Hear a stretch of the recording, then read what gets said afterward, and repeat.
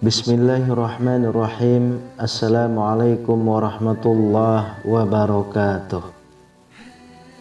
Syukur alhamdulillah kita bisa berjumpa lagi di channel ini.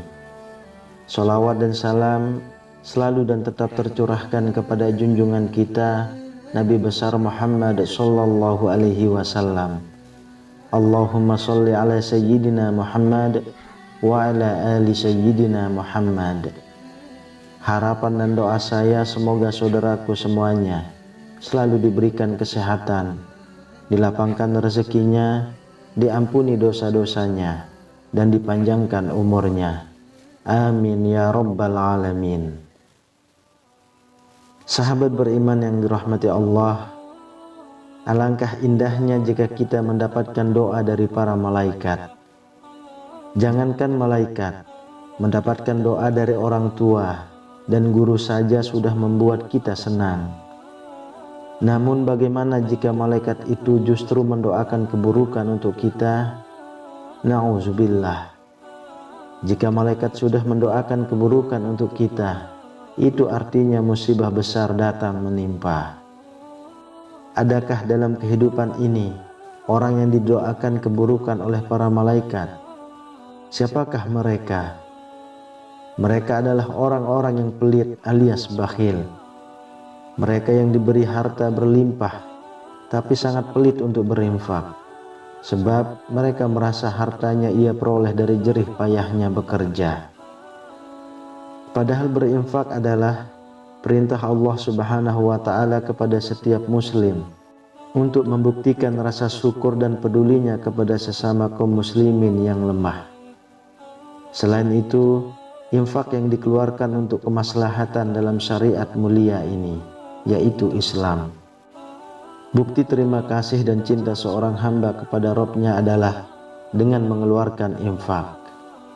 Namun, tak sedikit juga orang yang dengan sengaja menahan diri untuk tidak mengeluarkan infaknya. Orang-orang yang menahan hartanya untuk berinfak dan bersedekah, maka ia sejatinya telah mempersiapkan diri untuk mendapatkan doa para malaikat. Imam Al-Bukhari dan Imam Muslim telah meriwayatkan dari Abu Hurairah radhiyallahu anhu. Ia berkata, Rasulullah shallallahu alaihi wasallam bersabda, tidak satu hari pun di mana seorang hamba berada padanya kecuali dua malaikat turun kepadanya. Salah satu di antara keduanya berkata, Ya Allah, berikanlah ganti bagi orang yang berinfak. Sedangkan yang lainnya berkata, Ya Allah, hancurkanlah harta orang yang kikir. Al-Mala Ali Al-Qari berkata di dalam syarh hadis ini, yang dimaksud dengan kikir di sini adalah pelit memberikan kebaikan atau harta bagi yang lainnya. Al-Hafiz Ibnu Hajar rahimahullah berkata, adapun doa dengan dihancurkan mempunyai makna bahwa harta itu sendiri yang hancur atau pemilik harta tersebut. Maksudnya adalah hilangnya kebaikan karena sibuk dengan yang lainnya. Fathul Bari. Imam Ahmad dan Ibnu Hibban meriwayatkan dari Abu Hurairah radhiyallahu anhu dari Rasulullah shallallahu alaihi wasallam bersabda, sesungguhnya seseorang malaikat yang ada di sebuah pintu dari pintu-pintu langit berkata, barang siapa meminjamkan pada hari ini, maka akan dibalas pada hari nanti. Dan seorang malaikat lagi yang berada pada pintu yang lain berkata, Ya Allah, berikanlah ganti bagi orang yang berinfak, dan percepatlah kehancuran harta orang yang pelit. Hadis riwayat Ahmad dan Al-Hakim. Hakikat harta. Harta seseorang bisa menjadi sampah tak berguna bila ia tak pandai memaknainya. Namun juga harta bisa menjadi jalan kemuliaan seseorang selama ia bisa memanfaatkannya untuk kebaikan.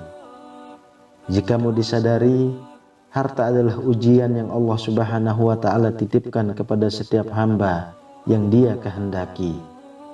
Sesungguhnya hartamu dan anakmu hanyalah cobaan bagimu, dan di sisi Allah lah pahala yang besar. Quran Surah At-Taghabun ayat 15. Sa'id bin Al-Musayyab berkata, tidak ada kebaikan bagi siapa yang tidak mengumpulkan harta dengan cara yang halal. Dengan harta, dia melindungi wajahnya dari rasa malu karena meminta-minta kepada manusia. Serta dengan harta, dia menyambung rahimnya dan menunaikan haknya. Artinya, dengan harta itu, seseorang bisa menjadi mulia di hadapan manusia dan Robnya. Namun, harta juga bisa menjadi jalan keburukan seseorang bila ia tidak pandai memanfaatkannya sesuai yang diarahkan oleh syariat. Ibnu Qudamah dalam Minhajul Qasidin menyebutkan, faedah harta dari segi agama terfokus pada 3 titik. Yang pertama, harta bisa untuk menafkahi diri sendiri demi tegaknya ibadah. Ini bisa meliputi pengeluaran untuk makan, minum, pakaian dan tempat tinggal, serta hajat-hajat dasar lainnya. Yang kedua, harta bisa untuk berinfak kepada orang lain. Hal ini terjadi menjadi 4 bagian. 1. Sedekah, yaitu pengeluaran dalam rangka mendapatkan berbagai keutamaan yang telah dijanjikan Allah bagi pelakunya. 2. Muru'ah, yaitu mengeluarkan harta dalam rangka menjaga hubungan kekerabatan, persahabatan, memuliakan tamu. 3. Menjaga kehormatan, yaitu pengeluaran dalam rangka mencegah cibiran dan hinaan orang-orang bodoh, karena orang bodoh tidak menghargai seseorang kecuali dari tampilan fisiknya. Ini juga termasuk faedah harta dalam agama.